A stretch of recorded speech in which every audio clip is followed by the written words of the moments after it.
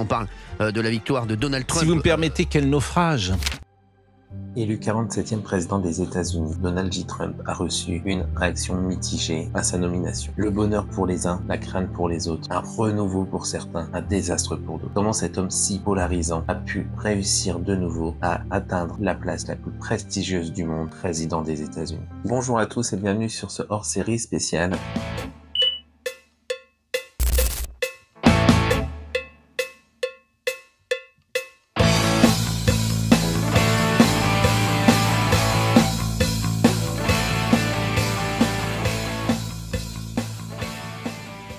À travers diverses vidéos, on va revenir ensemble sur les élections américaines, ce qui entourait toutes ces élections, donc les désastres bien évidemment judiciaires, la campagne désastreuse de Kamala Harris, les répercussions pour le monde, puisque Trump au pouvoir, tout va changer bien évidemment dans le monde.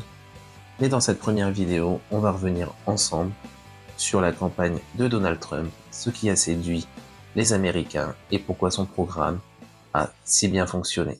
Novembre 2022, c'est là que tout va commencer pour Donald Trump.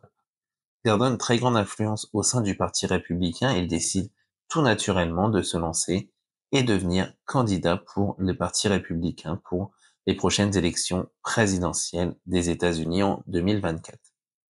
Il est soutenu bien évidemment par de nombreuses personnes au sein du parti et il ne reste plus que deux candidats pour briguer la place, Nikki Haley et Donald Trump. Les débats arrivent, les premiers résultats tombent, Donald Trump est victorieux quasiment dans la totalité des États et donc Nikki Haley décide bien naturellement de se rallier à lui, le laissant seul candidat au Parti républicain pour la prochaine présidence. C'est donc le 15 juillet 2024 qu'il va être élu républicain pour se lancer dans la campagne présidentielle. Par la même occasion, il va nommer J.D. Vance, coalistier et vice-président pour sa future campagne. Le 15 juillet, donc, il est premier candidat à se lancer. Et le 21 juillet, la surprise tombe. Le président sortant, Joe Biden, se retire. À 81 ans, il décide d'arrêter et de ne pas briguer un deuxième mandat. C'est donc Kamala Harris qui est nommée pour être représentante des démocrates à la prochaine présidence des États-Unis. Le 6 novembre,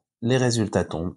Donald Trump est élu avec 312 sièges, ce qui est énorme, ce qui n'était plus arrivé depuis 2004, et une large victoire au niveau aussi des voix. 7/7 au niveau des grands électeurs, donc là on est vraiment sur quelque chose d'extraordinaire, puisque les 7 États clés ont voté à majorité pour Donald Trump. Il brigue donc la présidence, mais aussi le Sénat, ce qui le laisse les mains libres, le Sénat, ce qui le laisse les mains libres et mettre en place son programme. Tout le monde attendait Donald Trump sur l'immigration. Mais cet homme qui a su saisir l'air du temps a vite compris que les deux sujets qui préoccupaient le plus le peuple américain étaient le sujet du chômage et du pouvoir d'achat. L'immigration arrivant qu'en troisième position dans les préoccupations des Américains, Donald Trump a très bien compris et c'est ce qu'il a fait. Il a promis au peuple américain de rendre la grandeur à l'Amérique. Et qu'est-ce que c'est le rêve américain? Le rêve américain, c'est là où tout est possible, où le travail est récompensé, où avoir des rêves est permis, où effectivement devenir un génie tel que Elon Musk, puisque c'est lui qui a accompagné Donald Trump pendant sa campagne, et ça a été un pilier des Américains, c'est pouvoir réussir, même en arrivant d'autres pays, puisque je rappelle qu'il n'est pas né sur le sol américain, monsieur Elon Musk. Donc le rêve américain, c'est ça, c'est arriver, pouvoir construire quelque chose aux États-Unis, vivre de ce qu'on a et ne pas être dans la merde, tout simplement. Et l'immigration arrive qu'en troisième, donc Donald Trump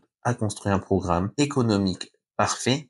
Voyons s'il pourra le réaliser. Mais comment compte-t-il faire cela? C'est ce qu'on va développer dès maintenant. Dans le but de stimuler la croissance économique nationale, il propose donc de remplacer l'impôt sur le revenu par des taxes et des droits de douane. 10% pour tous les pays du monde et 60% pour la Chine. Donc cette augmentation des droits de douane, il espère que ça favorisera également l'industrialisation américaine, donc relancer les produits américains au lieu de consommer du produit étranger, ce qui relancera non seulement l'économie, mais aussi fera une baisse du chômage puisqu'on aura beaucoup plus besoin de produits américains. donc ce qui relancera le marché du travail. Mais aussi, il veut libérer le marché de l'énergie, comme il y a en Europe, et aussi freiner des baisses de prix. Quand il n'y a qu'un seul sur le marché, il met les prix qu'il veut. Quand il y a de la concurrence, ça peut monter et descendre les prix. Il veut aussi réduire les coûts inutiles quand les gens ils vont faire des crédits pour un propriétaire. Donc ça, c'est une bonne chose. Il veut réduire le coût de santé et promouvoir la concurrence sur le marché pharmaceutique. Les prix peuvent baisser sur certains produits et en plus de sécurité au niveau de la santé. Donc en faisant ça, il compte baisser le chômage, il compte remplir le portefeuille des Américains, il veut baisser les impôts sur les sociétés de 15%, ce qui leur permettrait de rester aux États-Unis et non pas de délocaliser ou d'être trop taxés, qu'il espère, en faisant baisser les impôts sur les entreprises, augmentation des salaires, plus d'emplois, plus de recrutement. Au niveau des économies, il compte vraiment là-dessus, c'est tout ce qui va être droit de douane, ouverture à la concurrence des marchés pharmaceutiques et de l'énergie, ce qui permettra aux gens de faire des économies. Qu'en est-il de l'immigration? Parce que ne soyons pas dupes, si certaines personnes et beaucoup de personnes ont voté pour Donald Trump pour l'économie du pays et le reclassement social, d'autres l'ont fait en termes de programme de l'immigration. Et Donald Trump ne s'est toujours pas caché. Comme il fait d'habitude, il ne s'est pas caché. C'était le troisième sujet qui préoccupait les Américains. Mais Trump le savait et Trump a appuyé dessus. Et Trump a annoncé qu'il allait tout simplement faire la plus grande expulsion de l'histoire des États-Unis avec plus de 20 millions de personnes expulsées du pays. Dans ces 20 millions de personnes, il va pas faire la différence entre migrants, sans-papiers, personnes qui sont en cours de régularisation.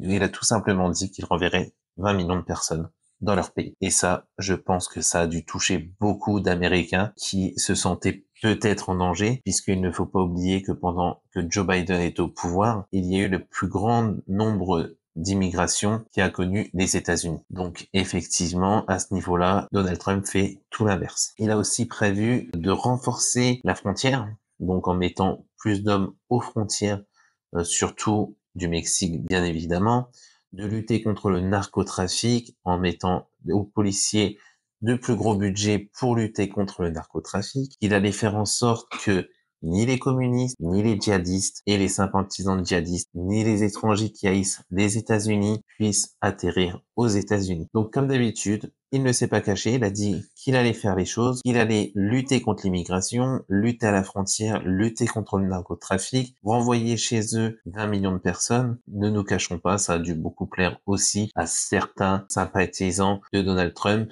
qui sont avec lui que pour cette question. Mais Donald Trump, ce n'est pas que les économies, que le chômage et que l'immigration.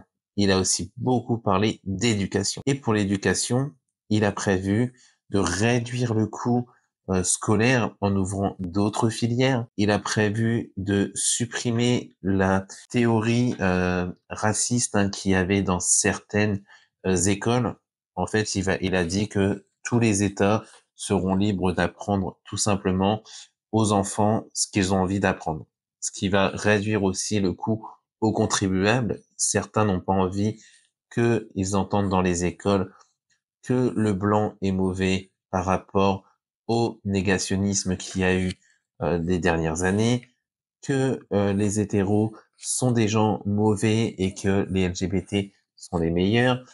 Tout ça, tout simplement, il a dit qu'il allait remettre en place les choses et que chaque État pourrait avoir son propre programme, tout simplement. Donc là-dessus, il a été très clair, hein, il veut que l'éducation soit de nouveau culturelle, soit de nouveau basée sur l'histoire des États-Unis et qu'on arrête avec certaines propagande. Voilà en gros ce qui était le programme de Donald Trump. On a un petit peu fait le tour, bien sûr il y en a d'autres, il y a sur la sécurité extérieure, sur les relations avec les autres pays, mais ça on y reviendra dans une prochaine vidéo. Pour pouvoir voir la suite des prochaines vidéos, n'hésitez pas à vous abonner, à déclencher aussi la petite cloche pour les prochaines vidéos. C'était Kinzao et je vous souhaite une excellente journée. Il y a quand même le président des États-Unis, Donald Trump, mais il y a maintenant le maître du monde, c'est quand même Elon Musk.